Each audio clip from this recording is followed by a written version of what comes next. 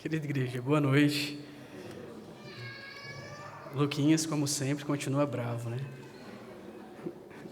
Ele vai se acostumar. Queridos, a gente vai continuar nessa noite nossa série no livro do Êxodo. E a gente está chegando agora ao capítulo 20. A gente poderia dizer que nesse capítulo a gente vai ter uma minissérie dentro da série. Por quê? Porque o Êxodo capítulo 20, começo dele pelo menos, é o famoso texto dos 10 mandamentos, né? E a gente vai, com toda a precaução, bem devagar, passar por cada um desses mandamentos, entender o que eles significam, o contexto que eles estão inseridos. E hoje a gente vai ver apenas os 2 primeiros versículos, que é aquilo que os teólogos chamam de preâmbulo dos 10 mandamentos, né? São as palavras de Deus que abrem o decálogo, tá? Então, abra a sua Bíblia, Êxodo capítulo 20, versículos 1 e 2.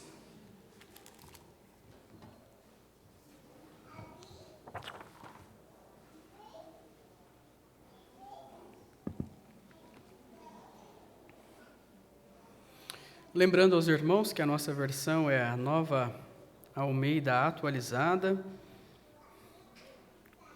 E nós lemos assim, então, na palavra de Deus, Êxodo capítulo 20, versículos 1 e 2.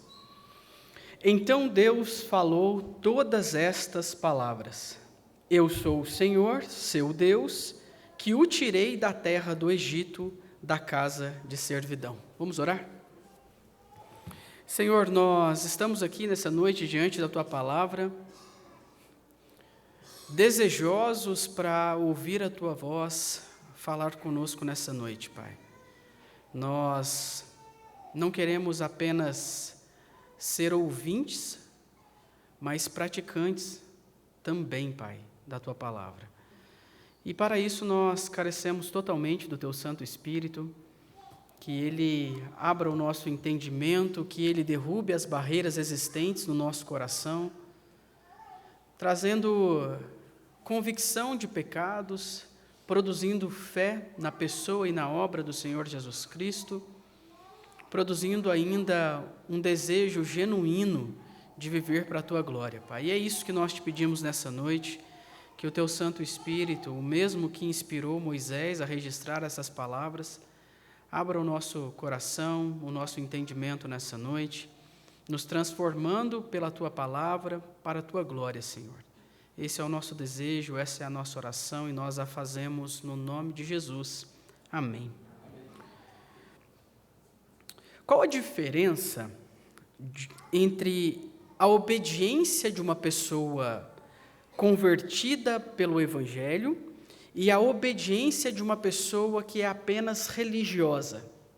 A princípio, talvez você pense que essa é uma questão simples, mas é mais complexa do que nós pensamos. Quer ver? Deixa eu dar alguns exemplos para você sobre isso. Se eu te pergunto assim, uma pessoa convertida pelo Evangelho procura ler a Bíblia com regularidade? A sua resposta provavelmente vai ser sim, mas a religiosa também faz isso. Se eu perguntar para você, uma pessoa convertida pelo Evangelho nutre na sua vida o hábito da oração? A resposta vai ser sim, mas a religiosa também faz isso. É só você se lembrar dos fariseus que oravam praticamente o tempo todo, em lugares externos, lugares internos. Se a gente faz a seguinte pergunta, uma pessoa convertida se compromete com a igreja local, dedicando os dons e talentos que Deus deu a ela para servir ao Senhor, contribuindo com o sustento missionário, com dízimos, com as ofertas, isso acontece? Você vai falar sim, uma pessoa convertida faz isso. Mas pasmem, uma pessoa religiosa também faz isso. E às vezes faz melhor que muitos convertidos. Se a gente continua e pergunta assim, uma pessoa convertida se esforça para viver de acordo com a vontade de Deus revelada na palavra? A resposta é sim. Uma pessoa convertida quer viver aquilo que Deus prescreveu na palavra. Mas a religiosa também quer. Aliás, a religiosa tenta fazer isso em todos os momentos. Eu acho que você já entendeu o meu ponto. Na superfície, as duas pessoas podem parecer iguais.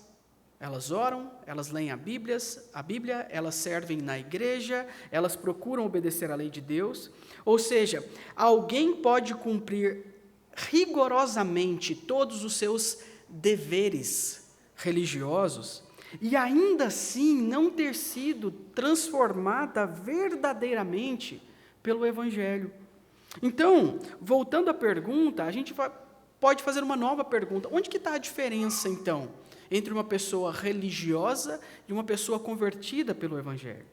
A diferença não está, primeiramente, no que essas pessoas fazem, mas no que as leva a fazer aquilo que elas fazem. Em outras palavras, a diferença está no coração, na motivação, no fundamento da obediência. E é claro, né, eu e você sabemos muito bem disso, que isso não significa que a pessoa convertida tenha motivações sempre puras. É claro que não é assim, você sabe disso.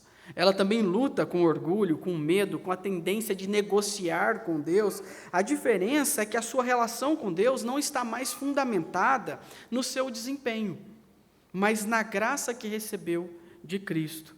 A pessoa apenas religiosa, por outro lado, ela tenta usar a obediência como uma moeda de troca com Deus. E, no fundo, ela busca, geralmente, 3 coisas, tá? A primeira coisa que a pessoa religiosa busca é conquistar o favor de Deus por meio do desempenho.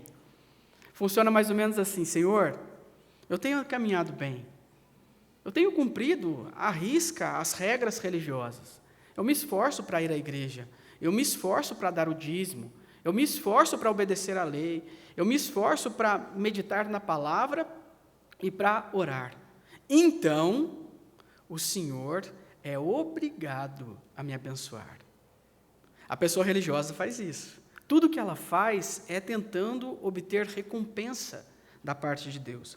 Um segundo motivo que a pessoa religiosa tem para agir assim é evitar a punição, obedecendo apenas pelo medo de ser castigada. Ou seja, eu faço o que eu faço não porque eu tenho prazer no Deus que eu sirvo, mas porque eu tenho medo dele. Eu tenho medo do que ele pode fazer comigo se eu pisar em falso. Eu tenho medo da ira dele, caso eu cometa algum pecado. E é por isso que eu tento sempre obedecer, porque eu não quero ser alvo da ira divina. E um terceiro motivo é que as pessoas religiosas têm é impressionar as pessoas à sua volta com uma aparência de piedade. E isso é muito comum. Nós nos apegamos muito àquilo que as pessoas pensam ao nosso respeito. E nós não queremos que elas pensem mal de nós. Nós queremos que elas nos vejam como pessoas piedosas, que servem a Deus. Então, nós fazemos o que fazemos não porque amamos a Deus, mas porque nós temos medo das pessoas descobrirem o que verdadeiramente passa no nosso coração. Os pecados horríveis que estão ali, as coisas tenebrosas que nós pensamos, que nós desejamos. É por isso que nós, então, usamos da religiosidade. O que eu estou querendo dizer para você, queridos? Uma pessoa apenas religiosa usa a religiosidade, a gente poderia resumir assim, para servir a si mesma. Né? Para ela mesma é o centro. O que importa é o que ela pode alcançar de Deus por meio do seu desempenho ou evitar castigos. Ela está no centro da questão, é o que ela faz, é o que ela deixa de fazer e como isso impacta o Senhor para abençoar a vida dela. No entanto, uma pessoa convertida tem Jesus como centro. O que importa não é o que eu faço ou os pecados que eu evito. Em última instância, o que importa é o que o Cristo fez por mim. Quem Ele é, o desempenho dEle, a performance dEle, o que Ele fez e o que Ele conquistou em meu lugar. Por que eu estou dizendo tudo isso para você nessa noite?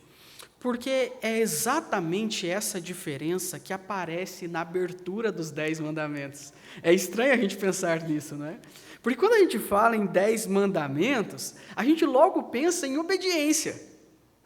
10 mandamentos, a igreja pensa, é aquilo que eu tenho que fazer, aquilo que Deus deu para eu fazer. Ok, não está necessariamente errado esse pensamento, mas antes disso, tem algo muito importante. Perceba o seguinte: antes de dizer o que Israel deveria fazer, os 10 mandamentos, que é um resumo da lei, tá, irmãos? Aqui é o resumo da lei moral. Esses 10 mandamentos, eles contemplam a lei moral de Deus, é um resumo de toda a lei. Deus declara o seguinte: quem ele era e o que ele havia já feito. Você lembra que aí no versículo 2 está dizendo assim: eu sou o Senhor, teu Deus, que te tirei da terra do Egito, da casa de servidão. É interessante a gente pensar isso, porque Deus não começa dizendo o seguinte: pessoal, faz mais de 400 anos que vocês estão sofrendo aí, não é? Vamos fazer o seguinte, eu tenho uma listinha aqui de 10 mandamentos, coisas simples, 10 mandamentos. Vocês vão começar a obedecer essa listinha, e depois eu vou pensar no que eu faço a respeito de vocês. Não é assim que Deus age. Deus primeiro intervém com mão poderosa, liberta o povo, e depois ele entrega uma norma, um modelo de vida para aquele povo viver. E essa ordem, queridos, é fundamental para a gente compreender corretamente a lei de Deus. E é sobre isso que nós vamos falar hoje à noite, sobre as marcas da obediência, que é fruto da graça. Tá? Em resumo, a gente vai aprender o que aqui em Êxodo 21 e 2, que a obediência do povo não é uma tentativa de conquistar salvação, mas a resposta de quem já foi salvo pelo Senhor. Entenderam? A obediência não é uma tentativa de conquistar a salvação, mas a resposta de quem já foi salvo pelo Senhor. E eu creio que para a gente compreender essa verdade, a gente precisa observar 3 afirmações aqui importantes nesses versículos. O primeiro ponto que eu queria destacar com vocês, a gente poderia dizer o seguinte: nós obedecemos porque foi Deus quem falou. Isso está aí no versículo 1, quando o texto começa dizendo assim: então Deus falou todas estas palavras. Eu quero que você se lembre do seguinte: no capítulo anterior, capítulo 19, o pastor Igor expôs esse capítulo para a gente nas 2 últimas pregações. Esse capítulo descreve a chegada do povo justamente ao Monte Sinai. Você se lembra disso? E ali a montanha estava coberta de fumaça, trovões, relâmpagos, som cada vez mais forte de uma trombeta, e todo aquele cenário apavorante que você viu a descrição. E todo o povo tremia, porque o próprio Deus havia descido sobre o monte. Tá? Esse é o cenário aqui dos 10 mandamentos sendo dados ao povo. E agora, no começo do capítulo 20, Deus fala. Tá? Todo aquele cenário montado, trovões, manifestações, relâmpagos, e agora Deus fala. Por que isso é importante?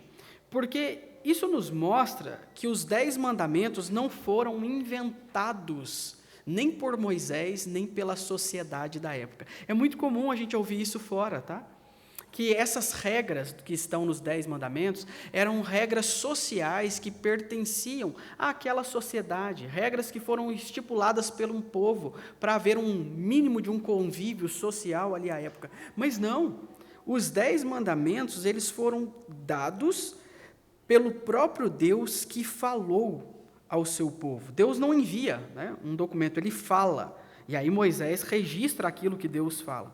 Então, a autoridade dos mandamentos não está na sabedoria do seu conteúdo. Por que eu estou dizendo isso para você, tá? Sua autoridade está no próprio Deus que fala. Por que eu acho que isso é importante? Porque a gente vive em uma época em que cada pessoa deseja ser autoridade sobre a sua própria vida. Na verdade, em toda a época foi assim. Desde que houve a queda, desde que o pecado entrou na criação, no coração do homem, todo ser humano deseja ser lei para si mesmo, tá? Ser autônomo, que é exatamente isso que a palavra significa. Nomos, lei, auto, lei para mim mesmo. Todo mundo age dessa maneira. E a gente ouve um mandamento de Deus e, às vezes, a gente começa a fazer algumas perguntas que não deveriam ser feitas. Quer ver um exemplo? Quando você lê um mandamento, você pensa assim: eu concordo com isso? Talvez você não fale isso, né? Você é um cristão, você ama a palavra de Deus, mas lá no fundo do seu coração talvez fique algo esquisito. Ou ainda pode ser pior, algumas pessoas pensam assim: será que isso faz sentido para mim? Esse é um pensamento muito característico dos nossos dias. Se faz sentido para mim, então tudo bem, eu acolho. Se não faz sentido para mim, então eu escanteio. Isso combina com aquilo que eu sinto. Olha que interessante, uma outra perspectiva. Reduzindo a realidade ao sentimento. Se eu me sinto bem com aquilo que Deus disse, tudo ótimo. Mas se isso não me faz sentir bem, é melhor eu deixar de lado, então. Esse mandamento ainda é conveniente para o mundo em que nós vivemos? Uma outra frase muito comum. Será que isso não é muito retrógrado? Será que isso já não ficou no passado? Será que vale a pena a gente falar ainda sobre mandamentos que foram dados há milhares de anos? Será que a gente não tem que pensar num novo contexto, na nova sociedade que a gente vive? Mas o que eu quero destacar? Diante da palavra de Deus, a primeira pergunta nossa não tem que ser se a gente concorda ou não com isso. A primeira pergunta tem que ser a seguinte: quem falou? Porque se foi Deus quem falou, não tem discussão. A única coisa que a gente precisa fazer é obedecer e não rejeitar. A gente está diante da palavra daquele que nos criou, que nos sustenta e que tem autoridade sobre as nossas vidas. Além disso, uma coisa muito interessante que às vezes passa rápido, batida aí para a gente. O texto diz assim: então Deus falou todas estas palavras. Isso é legal, não é? Porque às vezes a gente tem a tendência, ainda que não de maneira intencional, mas a gente tem a tendência de acolher certas palavras da revelação, enquanto a gente ignora outras palavras. As palavras que me agradam, elas permanecem ali comigo. E alguns textos que não me agradam, então eu deixo eles de lado. Mas não é isso que a Bíblia ensina sobre aquilo que Deus revelou. Deus falou todas estas palavras. Ou seja, a gente precisa acolher todas as palavras que Deus, o nosso Criador, falou. Porque o nosso coração muitas vezes tenta tratar a lei de Deus mais ou menos num sentido de um cardápio religioso. Sabe quando você vai ao restaurante e é colocado um cardápio na sua frente, e você ali lendo o cardápio, você pensa, esse sim, talvez, aqui não, com certeza não, isso eu não quero. Aqui vou pensar nisso, quem sabe esse, coisa do tipo. A gente pensa assim, este mandamento combina comigo, aquele ali parece um pouco ultrapassado, esse eu quero obedecer, aquele outro ali eu preferia reinterpretar aquilo que foi dito para a minha própria conveniência. Esse é o ponto, queridos. Quando nós escolhemos quais palavras de Deus merecem nossa obediência, nós mesmos nos tornamos a autoridade final sobre estas palavras. Você entende? Quando você decide acolher ou não as palavras de Deus, em última instância, você é o juiz. Você é o supremo juiz. É você quem está decidindo o que você vai acolher ou não sobre estas palavras. Então, nesse caso, a gente já não obedece verdadeiramente a Deus. A gente apenas usa as palavras de Deus para confirmar aquilo que nós desejamos no coração. Mas aqui poderia surgir uma outra pergunta, né? Quem é esse Deus que exige a nossa obediência? Será que ele é apenas um soberano poderoso impondo regras às pessoas indefesas? O versículo 2 responde isso, esse é o nosso segundo ponto.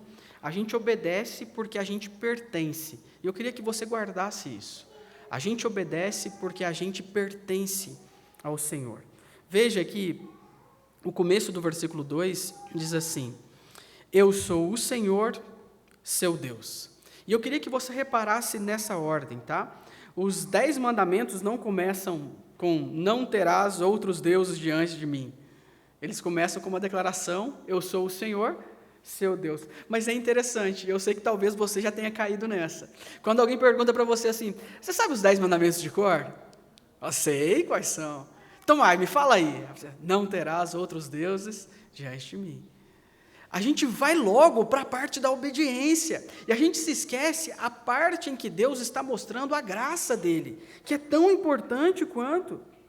Então, a gente pensa logo em obediência, quando a gente fala em 10 mandamentos, e não em graça, mas não é assim que o texto começa, você viu? Eu sou o Senhor, seu Deus, ou seja, antes de Deus dizer ao povo o que ele deveria fazer, Deus declara quem Ele é.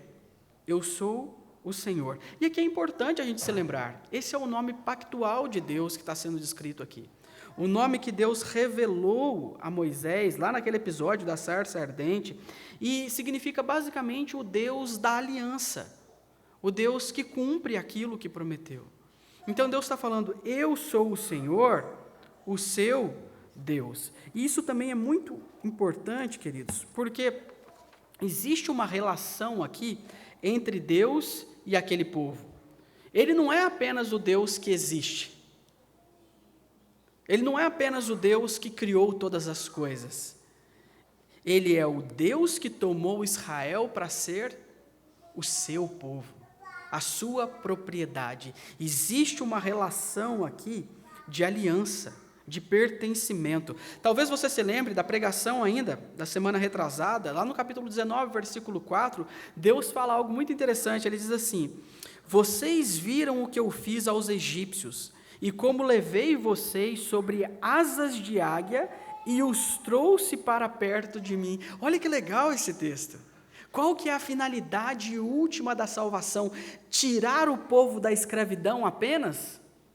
Não.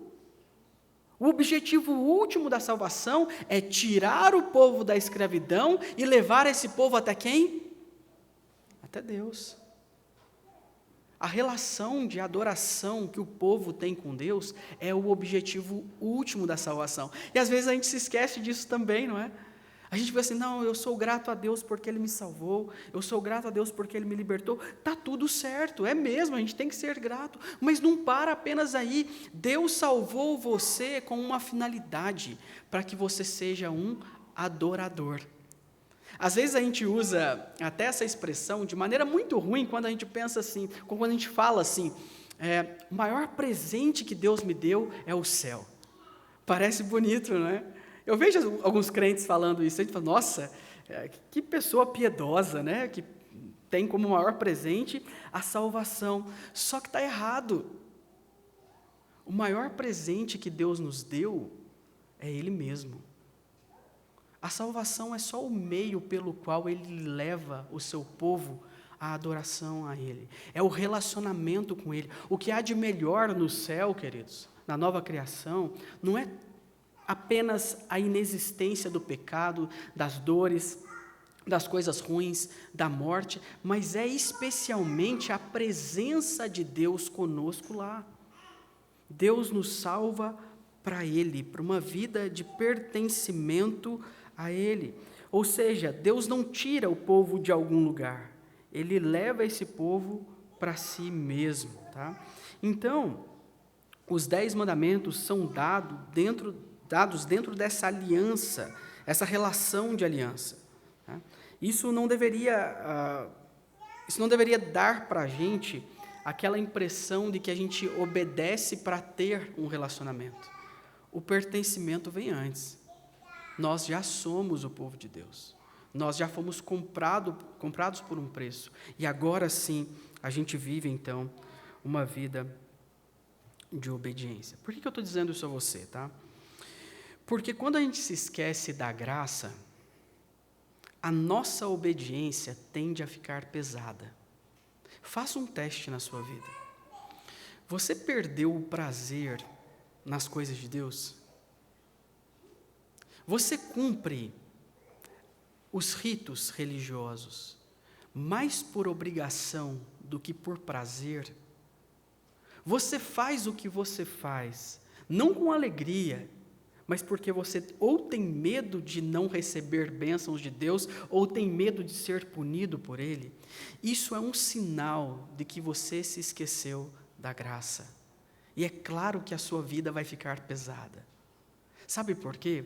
Porque quando a nossa obediência é fruto da graça, a gente obedece com alegria. A gente tem prazer em fazer as coisas que Deus quer de nós. A gente não faz se arrastando, a gente não faz com o coração pesado, a gente faz com alegria. Então, se esquecer da graça é viver uma vida onde a obediência tende a ficar pesada. Além do que, isso produz duas questões igualmente ruins para a gente. Eu não sei se você já pensou nisso, mas quando você tenta viver por meio apenas da sua obediência, você só chega em dois lugares. O primeiro lugar é a ilusão. Você tem um falso orgulho do que você está obedecendo e está tudo bem, e isso é uma impressão, no mínimo, infantil a respeito de você mesmo, porque você não consegue obedecer da maneira como é necessário obedecer. Ou você fica iludido, arrogante, é um falso orgulho instalado no seu coração, ou quando você percebe a sua miséria, você vai para o desespero.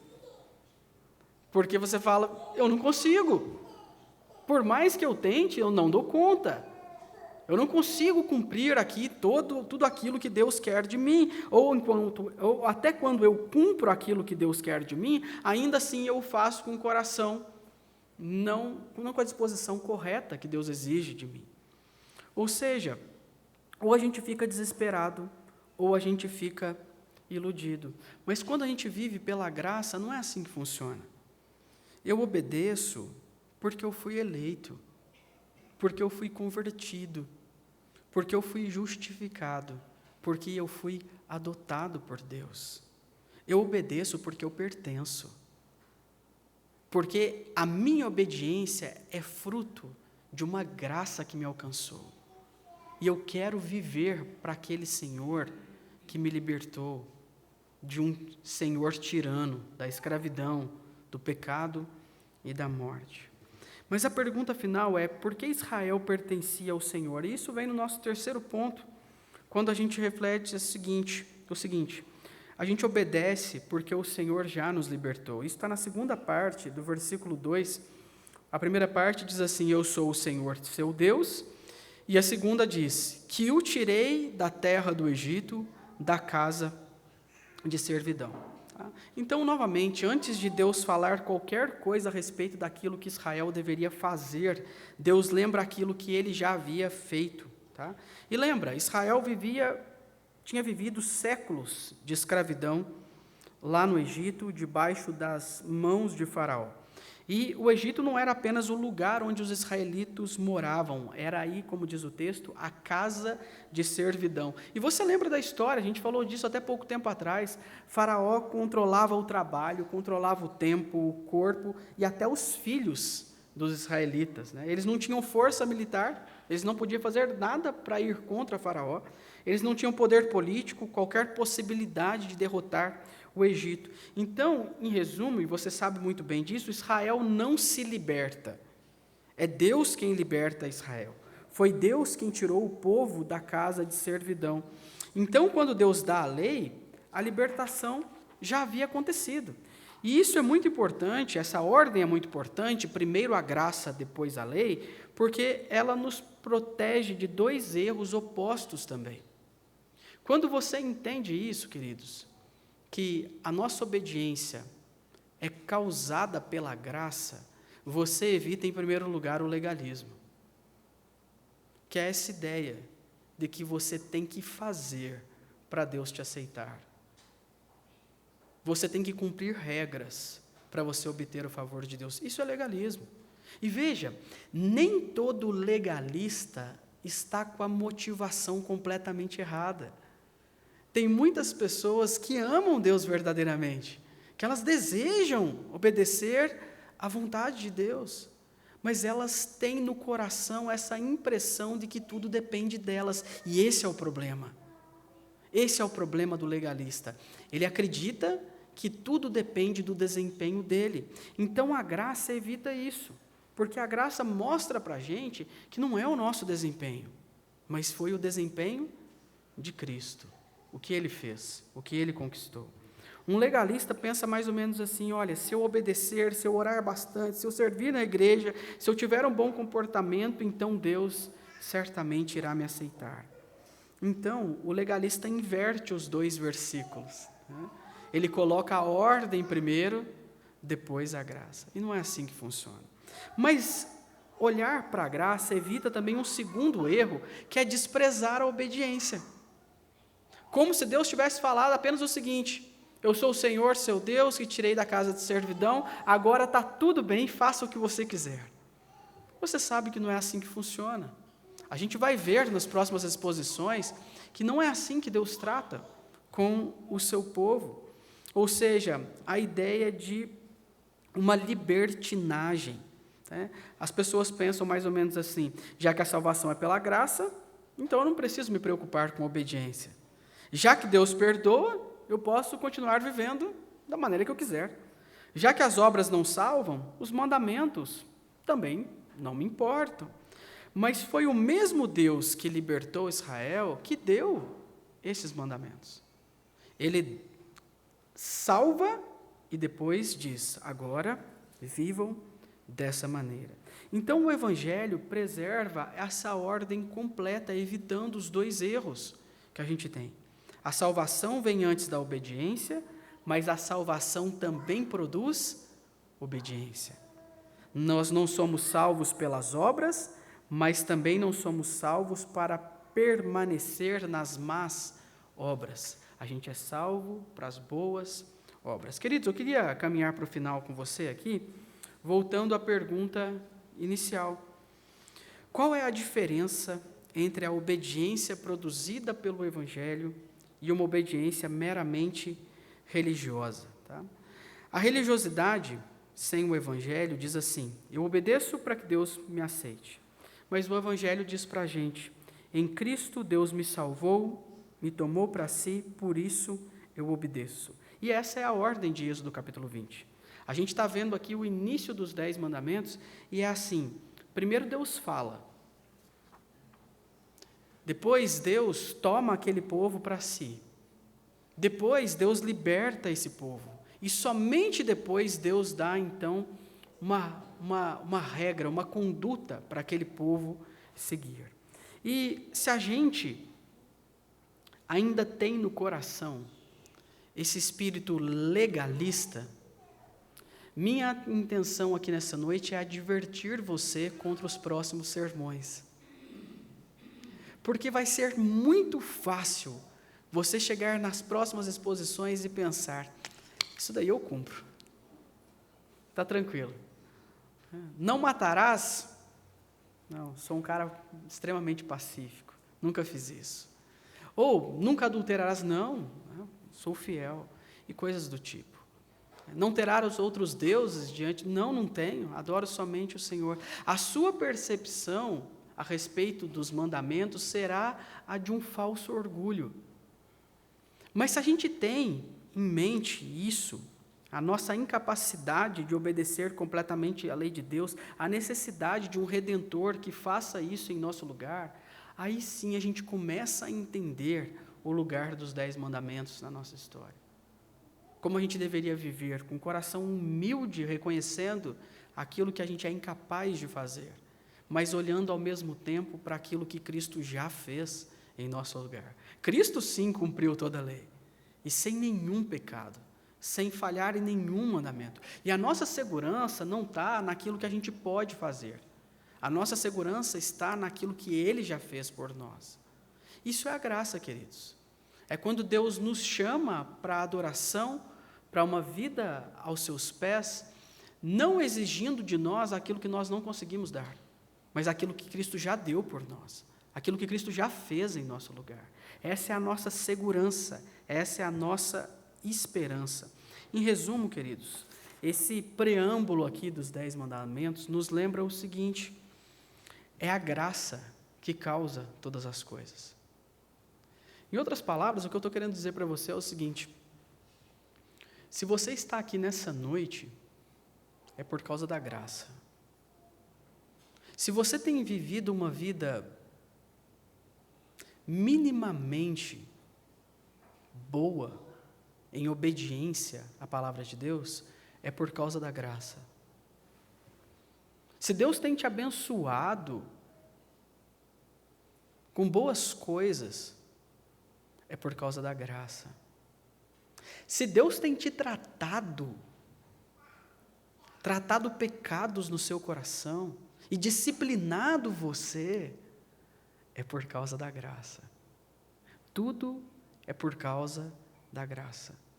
quem Deus é, o que Ele já fez por nós em Jesus Cristo. E essa é a nossa esperança. Sabe por quê? Porque não importa daqui para frente quantas vezes ainda você vai falhar. Não importa quantas vezes você terá a impressão de que você decepcionou Deus com a sua falta de bom desempenho. Sabe por que Deus nunca está decepcionado com você? Porque Deus sempre olha para Cristo quando Ele olha para você. E o que importa, acima de tudo, é aquilo que Jesus Cristo fez, aquilo que Ele conquistou. Quando Deus se relaciona conosco, Ele se relaciona conosco por meio de Cristo, do Redentor que Ele mesmo nos enviou. E tudo que a gente recebe de bênção nessa vida é por causa de Cristo. E a gente vai cantar isso agora. A gente vai cantar um cântico que fala exatamente sobre isso, sobre a salvação que Deus nos deu em Jesus e uma vida que a gente tem que ter de obediência em resposta a essa salvação, glorificando o nome de Deus acima de todas as coisas. Convido a igreja a se colocar em pé.